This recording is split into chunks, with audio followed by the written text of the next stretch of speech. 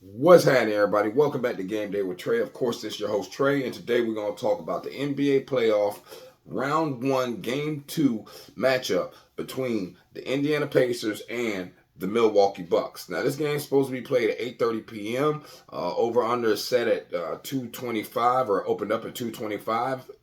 Milwaukee -1. It has since moved down. Over under has gone down to 223.5. Milwaukee -1 still. So let's go ahead and let's take a deeper look into this matchup and what's been going on. All right, the Bucks aim to take a 2-0 series lead as they host the Indiana Pacers. Pacers will be aiming to square up the series after getting run over by the Bucks in a 109-94 road defeat in Game 1 on Sunday, man. Pascal Siakam had 36 points, 13 boards, and 2 blocks, while Miles Turner had 17 points. TJ McConnell also chipped in with 10 off the bench. Meanwhile, the Milwaukee Bucks stumbled their way into the playoffs, but they'll be feeling much better after taking care of business and take a 1-0 series lead Sunday. Dame led the team with 35 points, 6 boards, and 3 assists, while Chris Middleton, he came in and gave you 23 points, 10 boards, and 4 assists. Bobby Portis also chipped in 15 points for what that's worth. Excuse me, guys. All right, so in the last meeting, the score was 109-94. We all know Lillard went more than 34 months between playoff games and was armed for this moment in Game 1. Lillard announced his presence with that 35 points, and the former two-time MVP Giannis missed the game with a strained left calf. Which, by the way, just so y'all know for the injury report, yeah, Giannis is still out. Jalen Galloway out, and we all know Benedict Mathurin is out. All right, so you guys got to understand, though. Giannis came out, he said, fear not, Lillard will be ready to deliver more blows in this game. He's got the prize fighter-like mentality, said Coach Doc Rivers. It's almost like he's training for the fight. When the bell rings, he seems to be ready.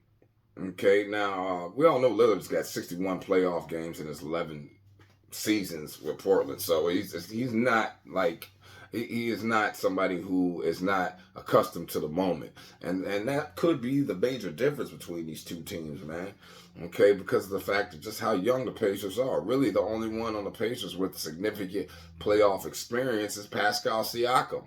All right, and he was just a baby when he made it to the finals with Kawhi Leonard. All right. Now, as far as for Indiana, Coach said that the first half was embarrassing. No excuses. We simply got to come out better. And it was ugly, and we all own it. Now, the Pacers veteran center Miles Turner, he said, we have a young group, and that hasn't really experienced this level. But a lot of it is our leaders, the guys who have been here before. When you're in the playoffs on the road, you have to come out with a certain intensity and a certain attention to detail. Okay? And we just didn't do enough offensively, Tyrese Halliburton said. He said, didn't run enough. I thought we did a bad job of getting into the paint, getting the ball moving. I felt like we had a one-action team in the first half offensively, man.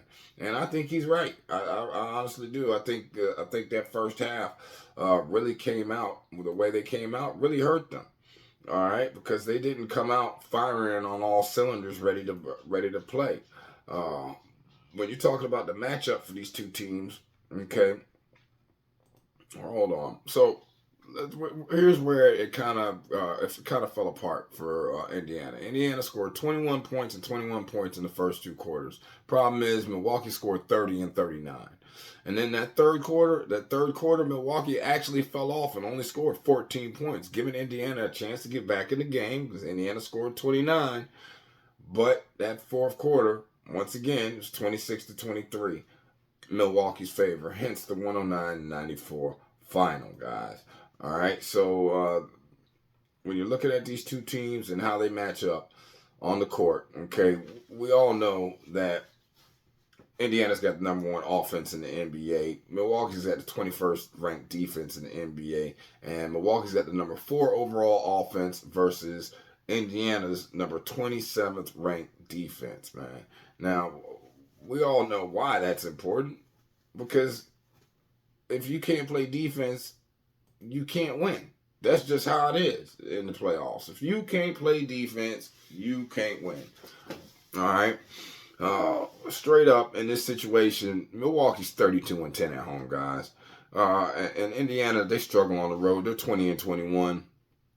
As a home favorite against the spread, Milwaukee's only 16-20-1. So it's almost completely different as far as covering the spread.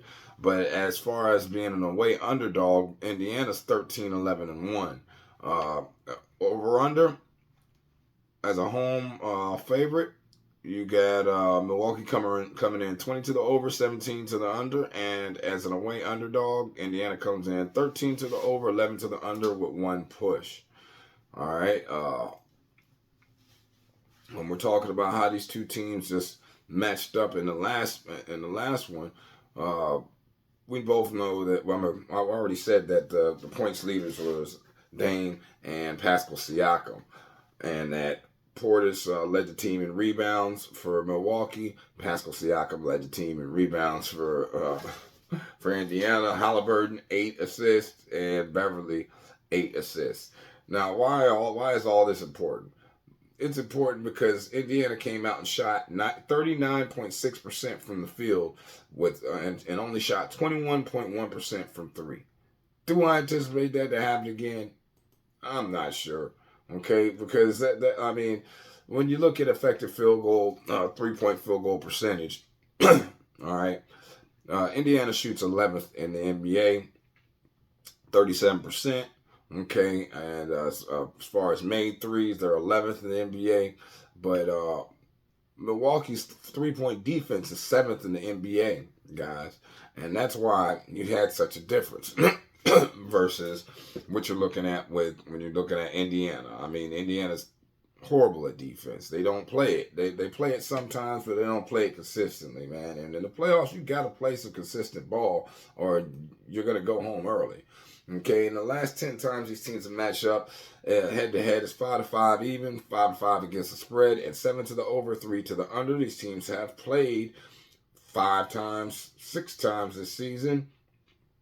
And the Pacers have won 4, and Milwaukee's won 2. And it went over, or it went under 1, 2, 3 out of the 6 times, and it went over 3 out of the 6 times. So you're really not seeing too much of a trend or advantage there. In the last 3 games, Indiana has come out. They are 1-2 straight up. And they're 1-2 against the spread. Those last 3 games were against Milwaukee, Atlanta, and Cleveland. Of course, they are 2 to the over and 1 to the under in their last 3 out. Whereas Milwaukee, and then so you got to pay attention to the points they're giving up too, guys. They're giving up 100. They gave up 109 to Milwaukee. They gave up 115 to Atlanta, and they gave up 120 to Cleveland. And then when you're looking at Milwaukee, you know, they came in this thing struggling too. Like, we all know they limped into the playoffs. They only scored 109 points in that initial game.